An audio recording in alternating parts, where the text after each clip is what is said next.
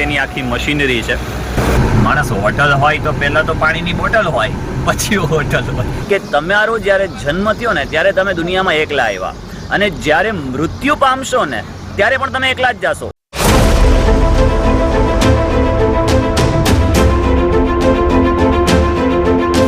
Hello guys, welcome back to my new blog. મિત્રો, વાગે છે અત્યારે 7 અને હું થઈ ગયો છું રેડી. તો ચાલો રસ્તામાં ચાલતા જઈએ અને વાત કરતા જઈએ, જો કે થોડું લેટ થાય છે. હું માસી, કેમ છો? મજામાં? હું હાલે? હું છે નવા જૂની કઈ સારું જ ને? બાકી તો માલિક તમારી હર કામના પૂરી કરે. હું જ્યારે પણ અહીંથી પસાર થાઉં છું ને, એટલે કે ગાદોઈ ટોલ નાખે, એટલે હું પૈસા દેતો જ ચાલું છું. જો કે એ લોકોને એટલા નાના અમથા રૂપિયાથી કંઈ બંગલા નથી બનાવી લેવા હોતા. એ લોકોનો પણ એક NGO ચાલતો હોય છે કે એ લોકોના NGO થકી બીજાને એ લોકો પણ લાભ આપે છે. તો આપણા 10-20 રૂપિયા કે 50 રૂપિયા આપવાથી આપણું કંઈ નથી જતું, પણ એ લોકોનું કામ બની જતું હોય તો દેતા રહેવું જોઈએ. તો ચા કણજા જ પી લઈએ. Good morning. MBA કરીને હું કરી દઉં? આપણે MBA પાનવાલા. એક MBA ઓલા MBA ચાય વાળા, તું MBA પાન વાળા. હે રાજુ, ઓલા બધા આવી ગયા સોશિયલ મીડિયામાં, તું નથી આવ્યો એટલે વાયરલ નથી એમ. બાકી તો વાયરલ થઈ ગયો એમ, કેમ કે ટાઈમે મળવું જોઈએ ને પાછું. હા, સવારનો સમય હોય તો ચાની ચુસ્કી વગર કેમ ચાલે? હે રાજુ, શું નામ રાખ્યું ઘોડાનું? નવાબ. કઈ પ્રજાતિનો હે? પંચકલ્યાણ કાઠિયાવાડી. મિત્રો, મારા માટે કોઈ પ્રિય હોય ને તો એ છે ઘોડો. જો કે લેશું, તમારા બધાનો સપોર્ટ રહ્યો હતો, પણ સારી એવી પ્રજાતિનો લેશું. આપણાને પ્રજાતિમાં કંઈ ખબર તો પડતી છે નહીં, પણ ચાલે. કમેન્ટ કરો ફટાફટ કે આપણે કઈ પ્રજાતિનો ખરેખર ઘોડો લેવો જોઈએ. જુનાગઢ જેતપુર હાઈવે ઉપર મને કોઈ બેસ્ટ લોકેશન ગમતું હોય ને તો એ આ છે. જુઓ, અને આ તમે અદ્ભુત નજારો તો જુઓ ખાલી. આહા, અંદરથી આમ મનને શાંતિ થઈ જાય. ચારે બાજુ પહાડ અને લીલોતરી. ચોમાસાની અંદર ખરેખર આ કેટલું સુંદર લાગતું હશે. ચોમાસાની ઋતુમાં ઝરમર ઝરમર વરસાદ થતો હોય, અને આમ જોવા જઈએ ને તો ખંડાલા જેવી ફિલિંગ આવે. આમ ચારે બાજુથી ધુવાળો નીકળે. ખંડાલાની ઘાટ પર ગયા હોય એને ખ્યાલ હશે, નહીં ગયા હોય તો આપણે ક્યારેક જાશું તો તમને બતાવીશ. આમ ચારે બાજુ પર આ આગનો ધુવાળો નીકળે છે, પણ એવો ધુમ્મસ નથી. પરંતુ ચોમાસામાં આઈ થિંક મસ્ત એવી ધુમ્મસ હશે, અને લોકેશન પણ એટલું જબરજસ્ત છે. તમે નીકળો ત્યારે આ બાજુની ખાસ વિઝિટ કરજો, ખરેખર મજા આવે. આવી બધી વસ્તુઓ છે ને ફીલ કરવાની હોય છે. આપણા ગુજરાતના ધરોહરની વાત જ નોખી છે ભાઈ.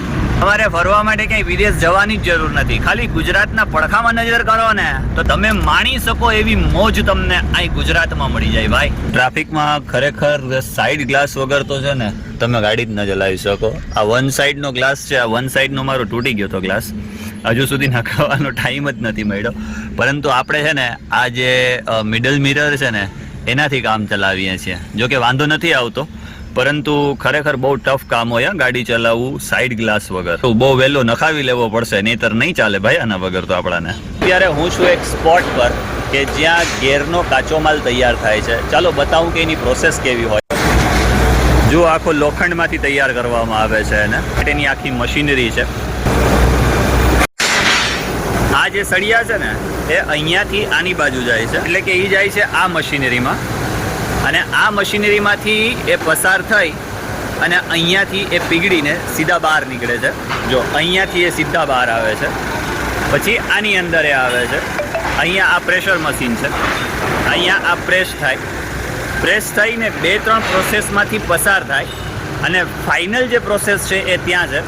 અને આ ફાઇનલ પ્રોસેસમાંથી પસાર થઈ અને આ રીતે આ ગેરનો માલ તૈયાર થાય છે. આપણે જે તમામ વસ્તુઓનો ઉપયોગ કરીએ છીએ ને એની પહેલે જે પ્રોસેસ હોય છે ને એના માટે ઘણી બધી મહેનત લાગતી હોય છે, અને મહેનત લાગી ગયા પછી એ તૈયાર થતું હોય છે.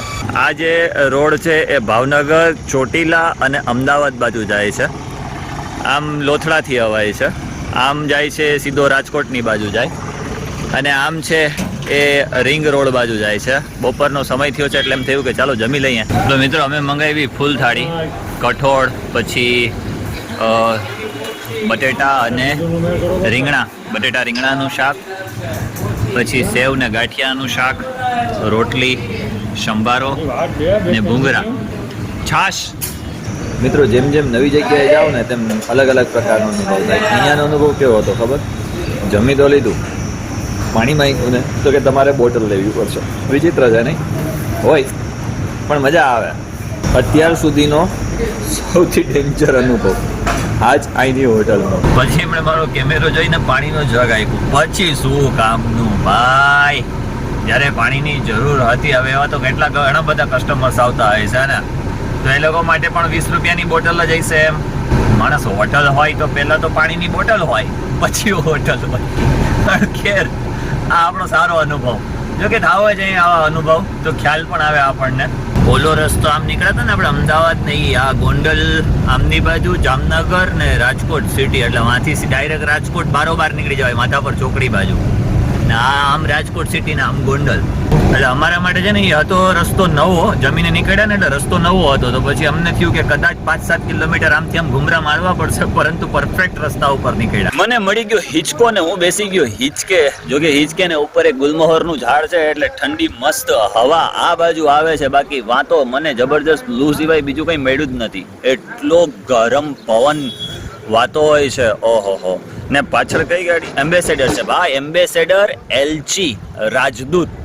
આ 3 કોમર્શિયલ નામ છે હો, પણ પાછળ જે ગાડી છે ને એમ્બેસેડર છે. લુપ્ત થતી જતી ગાડી જેને કહી શકાય ને, એટલે એમ્બેસેડર.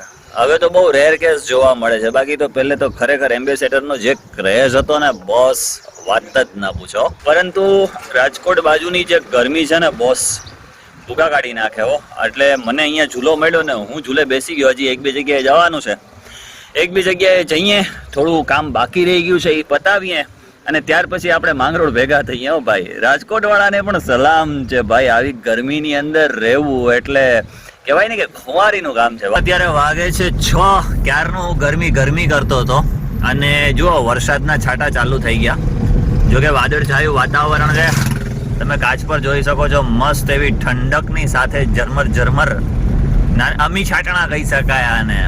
આઈ હોપ કે હવે રેલમ છેલ વરસાદ આવી જાય. જો વાદળા એ કાળા ડિબાંગ થઈ ગયા છે. હું છું રામોદ રોડ ઉપર અને મસ્ત હવા આવતી હતી ને, એટલે મેં કીધું કે ચાલો વરસાદની થોડીક મજા લઈએ. જો ઉતર્યો ને એટલે છાંટણા બંધ થઈ ગયા.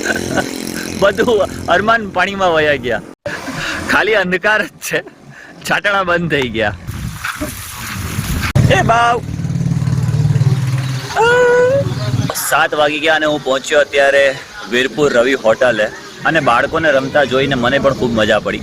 કેવું હોય છે નહીં, નાનપણ હોય ને ત્યારે કોઈ જાતની ચિંતા જ ના હોય. તમને જેમ મજા આવે એમ જીવવાનું, જેમ મજા આવે કરવાનું. ઘણી વખતે એક દાયરો નક્કી થઈ જતો હોય કે તમારે આવું નહીં કરવાનું, તમારે આમ નહીં રહેવાનું, તમારે અહીંયા નહીં જવાનું, તમારે ત્યાં નહીં જવાનું. આ જે કંઈ પણ મર્યાદાઓ અથવા સીમાઓ બાંધેલી છે ને, એની અંદર ક્યાંક ને ક્યાંક કહેવાય ને કે પ્રગતિ અટકી જતી હોય છે. બાળકોની વિકાસ અને વૃદ્ધિ, જો કે મોટા બધાને તમામને લાગુ પડે છે. ઘરની અંદર પણ એક વખત આ વસ્તુને વિચારવી જોઈએ કે ભાઈ બાળક છે અથવા તો જે વ્યક્તિ મોટું થયું છે એને બધી જ ખબર પડતી હોય છે. તો જેમ તમને મજા આવે ને એમ જીવવાનું. કોઈ પણ વ્યક્તિ હોય તમને ગમે તેમ કહે, પરંતુ તમારું દિલ શું કહે છે અને તમને એવું લાગે ને કે મને સપોર્ટ નથી મળતો, મને આમ નથી થતું, મને તેમ નથી થતું, તો એક વસ્તુ યાદ રાખજો કે તમારો જ્યારે જન્મ થયો ને ત્યારે તમે દુનિયામાં એકલા આવ્યા અને જ્યારે મૃત્યુ પામશો ને ત્યારે પણ તમે એકલા જ જશો, કોઈ તમારી સાથે. તો ભાઈ ઝંઝટ છે નહીં, જીવો જેમ મજા આવે એમ. ચાલો તો અમારે જવાનું છે અત્યારે જુનાગઢ. જો કે એક ઘરેથી ઓર્ડર આવ્યો છે કે ભાઈ સમોસા લેતા આવજો. તો ચાલો મિત્રો, હું પહોંચી ગયો જુનાગઢ. કે થયું લાવો ચાલો તમને મકબરાનું નાઇટ વ્યૂ દેખાડતો ચાલુ. કેટલું મસ્ત આવે છે નહીં? કિલો સમોસા આપી દો ને ભાઈ, કાચા લાવો કરી દો. અને અંદાજ હતો 260 રૂપિયાનો, પણ અત્યારે ભાવ વધી ગયો છે 350 રૂપિયા કિલોના છે. ને બીજી એક વાત જાણવા મળી કે તમે માની લો કે ચિત્તાખાનામાં છે કે પછી કોઈ પણ સ્થળ ઉપર છે જુનાગઢમાં, અને પાર્કિંગની તો બહુ મોટો પ્રશ્ન હોય છે. એટલા માટે કરીને એ લોકોને તમે ફોન કરો ને તો ત્યાં સુધી પણ તમને પહોંચાડી દે છે. ટ્રાફિકના કારણે ગાડી અહીં પાર્ક કરવી પડી. ચિત્તાખાનામાંથી છે ને અહીંયાથી હું ખીરી ખાઉં છું, એનો ટેસ્ટ જબરજસ્ત છે. પણ અત્યારે ટાઈમ જ નથી ખીરી ખાવા માટેનો કે ખીરી ખાઈએ. તો ચાલો ટ્રાફિકમાં નડે એના પહેલાં આપણે નીકળીએ. અત્યારે વાગી ગયા છે 10:30 અને હું પહોંચી ગયો ઘરે. ફૂલ થાક્યો છું. હજુ એડિટિંગ કરીશ, એડિટિંગ કરીને વિડીયો અપલોડ કરીશ. બસ આજના વિડીયોમાં એટલું જ. મળીએ છીએ નેક્સ્ટ વિડીયોમાં. ત્યાં સુધી ખુશ રહો, પરિવાર સાથે રહો, ખૂબ પ્રગતિ કરો. અને હા, તમે જે બધાએ કમેન્ટ કરી છે અગાઉના વિડીયોની અંદર, મેં તમારી પાસેથી જે સજેશનો માંગ્યા છે, હજુ જે કમેન્ટો કરવાના બાકી છે વિડીયો જોઈને, એની ઉપર પણ કમેન્ટ કરજો. અને આજના આ વિડીયો ઉપર પણ કમેન્ટ ચોક્કસ કરજો, લાઈક કરજો. ચેનલ પર નવા છો તો ચેનલને સબસ્ક્રાઇબ કરજો.